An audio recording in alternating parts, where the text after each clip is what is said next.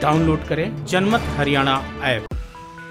प्रदेश के अहिरवाल क्षेत्र को बीजेपी का सबसे मजबूत एरिया माना जाता है, चाहे 2014 का विधानसभा चुनाव हो या फिर 2019 का विधानसभा चुनाव। बीजेपी ने इस क्षेत्र में सबसे ज्यादा सीटें जीती हैं। 2014 का विधानसभा चुनाव में गुरुग्राम, रेवाड़ी और महेंद्रगढ़ जिले की सभी सीटों पर कब्जा जमाया था। मनोहर लाल पार्ट 2 सरकार बनवाने में भी अहिरवाल की भूमिका काफी अहम रही थी। पिछले विधानसभा चुनाव में बीजेपी ने अहिरवाल क्षेत्र में आने वाली 11 में से 8 सीटों पर जीत हासिल की थी। मोदी सरकार मंत्रिमंडल में बुधवार को हुए फेरबदल में यूं तो हरियाणा से किसी सांसद को मंत्री नहीं बनाया गया, लेकिन राजस्थान से राज्यसभा सांसद भूपेंद्र यादव को कैबिनेट मंत्री जरूर बनाया गया। कहने को तो भूपेंद्र यादव राजस्थान से राज्यसभा सांसद हैं, लेकिन वो गुरुग्राम के जमालपुर गांव से संबंध रखते हैं और गुरुग्राम में ही उनका आवास है। वो गुरुग्राम जिला बार एसोसिएशन के सदस्य भी हैं। भूपेंद्र यादव प्रधानमंत्री नरेंद्र मोदी के विश्वसनीय लोगों में से एक हैं।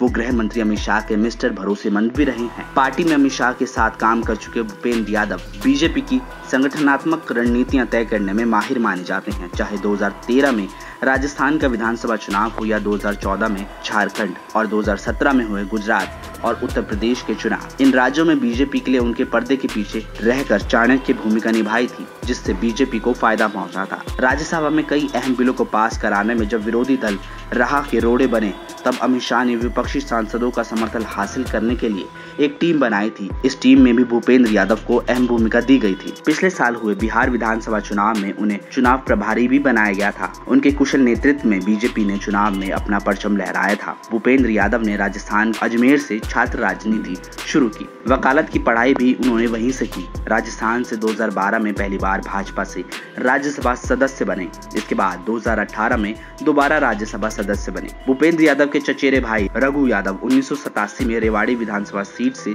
लोकदल के टिकट पर विधायक बने थे। रघु यादव के विधायक रहते हुए 1989 में रेवाड़ी को जिला बनाया गया था और इसका वो श्रेय भी लेते रहे हैं। अब सबसे बड़ा सवाल ये है कि क्या भूपेंद्र यादव को कैबिनेट मंत्री बनाकर प्रदेश की अहिरवाल की राजनीति को साधने की कोशिश कर रही है?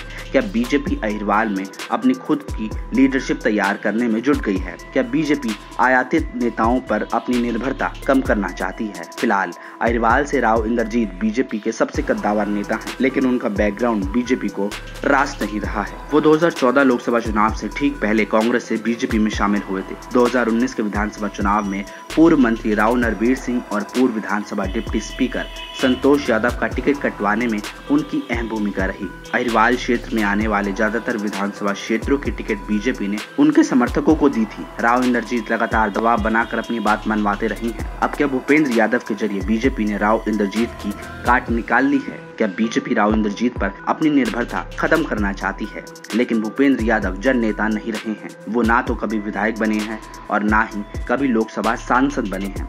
अब देखना दिलचस्प होगा कि भूपेंद्र यादव को कैबिनेट मंत्री बनाने का बीजेपी को अहिरवाल क्षेत्र में कितना फायदा मिलता है और राव इंद्रजीत सिंह पर उसकी निर्भरता कितनी कम होती है। ब्यूरो रिपोर्ट, जनमत हरियाणा।